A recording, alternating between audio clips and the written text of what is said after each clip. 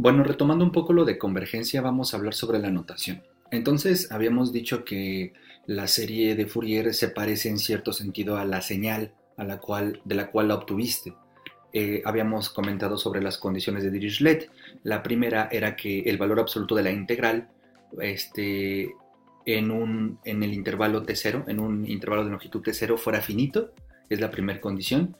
Las siguientes dos condiciones es que tenga un número de discontinuidades finitas en el intervalo y que tenga un número finito de máximos y mínimos. Estas son condiciones que si se satisfacen, entonces la serie de Fourier va a converger.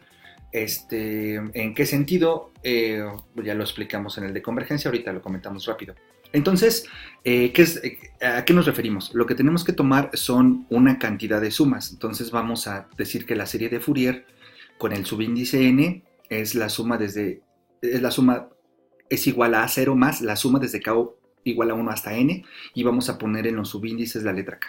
¿Sale? Y vamos a llegar hasta n. Si n vale 10, pues vamos a sumar 10 cosas. Si n vale 20, vamos a sumar 20 cosas más la constante a 0. Esta es la forma trigonométrica, pero como sabemos es equivalente a la forma trigonométrica compacta, y como sabemos es equivalente a la forma exponencial compleja, en donde en la forma exponencial compleja sumamos desde menos n hasta n. ¿Ok? Entonces, lo que decíamos es que si se cumplen esas tres condiciones de Dirichlet, el límite cuando n tiene infinito de la serie de Fourier, es decir, cuando tomas una cantidad infinita o lo suficientemente grande de armónicos, en el límite va a ser igual a f de t, pero esta igualdad es igualdad de límite, que cuando explicamos convergencia, eso significa que una cantidad suficientemente de armónicos, si tú tomas la distancia entre la f evaluada en el t y la serie de Fourier evaluada en un t, pues la distancia es tan pequeña como tú quieras. Eso significa esta igualdad, ¿no? No es igual en el sentido de 5 igual a 5, ¿no? Sino es igualdad de límite. De la misma manera, lo que iba a suceder es que la serie de Fourier iba a converger a f de t más f de t menos entre 2. Cuando la f sea discontinua, la serie de Fourier va a converger a la mitad de la altura, entre la altura que tiene en el punto de discontinuidad a la izquierda más la altura que tiene en el punto de discontinuidad a la derecha en f entre 2. Va a converger al punto medio entre estas dos alturas. Entonces, esta igualdad es una igualdad en el límite. Si sustituimos esta parte que está aquí, o sea, estas notaciones en cualquiera de ellas, esta notación quedaría así.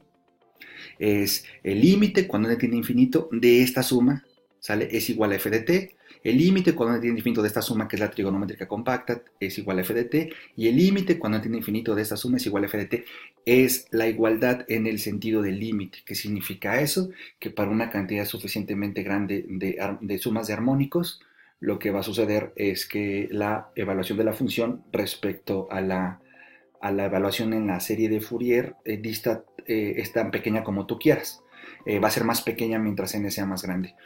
Entonces, ¿qué pasa? Pues normalmente en los textos, pues obviamos todo esto, es decir, en los libros de texto presuponen que esto nos queda claro a todos, y entonces pues lo que estamos diciendo es esto, ¿no? En los libros de textos omiten esta notación y omiten la explicación de la convergencia. Algunos libros sí lo hacen muy bien, o muchos no, simplemente ponen que la serie de Fourier es igual a la función. Entonces, cuando uno iguale a la serie de función a la serie de Fourier a la función, uno está pensando que ya hizo el límite cuando n tiene infinito, es decir, esto significa lo de arriba.